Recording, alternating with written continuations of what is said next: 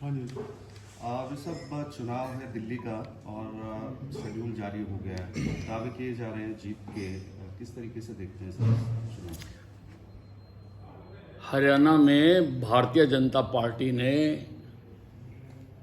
जीत हासिल करके जो शंखनाद किया है उससे सारे देश में वातावरण बना है।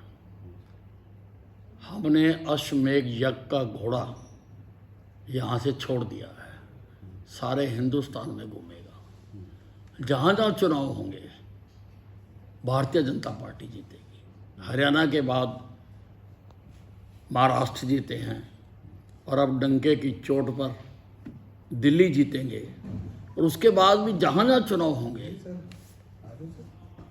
भारतीय जनता पार्टी जीतेगी, क्योंकि यशस्वी प्रधानमंत्री नरेंद्र मोदी जी ने देश की राजनीति की दिशा बदल दी। पहले सच्चे झूठे नारे वादे करके वोटें हासिल की जाती थी। 3 बार कांग्रेस केवल गरीबी हटाओ का नारा देकर सरकार बना गई, लेकिन मोदी जी ने अब काम करने की राजनीति शुरू की है।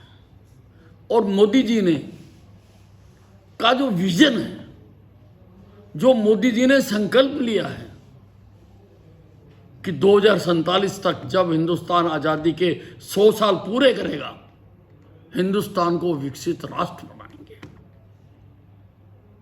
आज से पहले कोई क्यों नहीं कर सका? जवाहरलाल नेहरू जी ने क्यों नहीं करा? इंदिरा गांधी जी ने क्यों नहीं करा? राजीव गांधी जी ने क्यों नहीं करा? जो और भी जो प्रधानमंत्री आए आज से पहले, क्योंकि इसके लिए विजन चाहिए, सोच चाहिए। और आज हिंदुस्तान की जनता, 140 करोड़ जनता, आज नरेंद्र मोदी जी के इस संकल्प को कामयाब कराने के लिए मोदी जी के साथ कदम से कदम मिलाकर चलना चाहती है।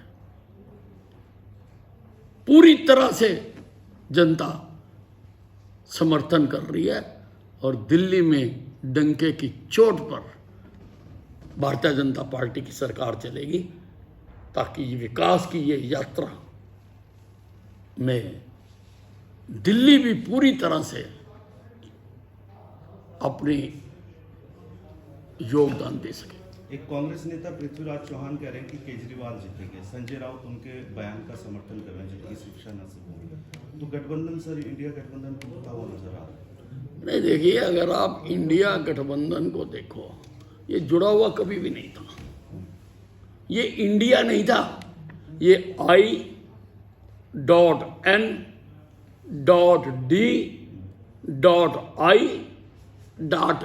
था। यानी हर अक्षर में इनके गैप था, इनमें आपस में कभी भी सामंजस्य नहीं था। जिस प्रदेश में जहां जिस पार्टी को फायदा होता है वहां वो गठबंधन का राग अलाप लेता है या किसी के साथ कर लेता है, और नहीं तो आप देख ही रहे हैं। आपने बाकी प्रदेशों में भी हाल देखा, हरियाणा में हाल देखा, और वही अब दिल्ली में हो रहा है। एक चुनाव नजदीक आ गया, अरविंद केजरीवाल ने पत्र लिखा है प्रधानमंत्री को और कह रहे हैं जाटों को ओबीसी में शामिल किया जाना चाहिए। देखिए, ऐसा है, अब चुनाव आ गए, सारी बुद्धिमत्ता अभी क्यों आ रही है? सारी घोषणाएं अभी क्यों हो रही हैं? कोडों के नक्श तो कल लगा है, उससे पहले दिल्ली की में आपकी सरकार थी। कभी आप कह रहे हो कि मेरी सरकार आएगी मैं ये करूंगा, मेरी सरकार आएगी मैं ये करूंगा, तो आप पहले कर दो ना।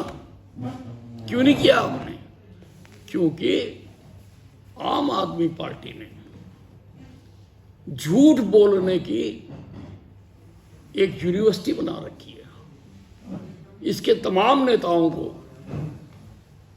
वहां पर जाकर पहले पीएचडी करवाई जाती है, फिर ये जनता में आते हैं। तो झूठ बोलने में इनका कोई सानी नहीं है। किसान देखिए, ये जो धरने पर बैठे हुए हैं, ये पंजाब की धरती पर बैठे हुए हैं और पंजाब में आदरणीय केजरीवाल जी की आप पार्टी की सरकार है।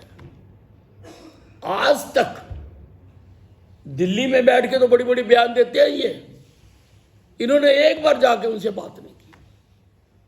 भगवंत मान जी ने एक बार जाके बात नहीं की, इनके किसी मंत्री ने जाके बात नहीं की।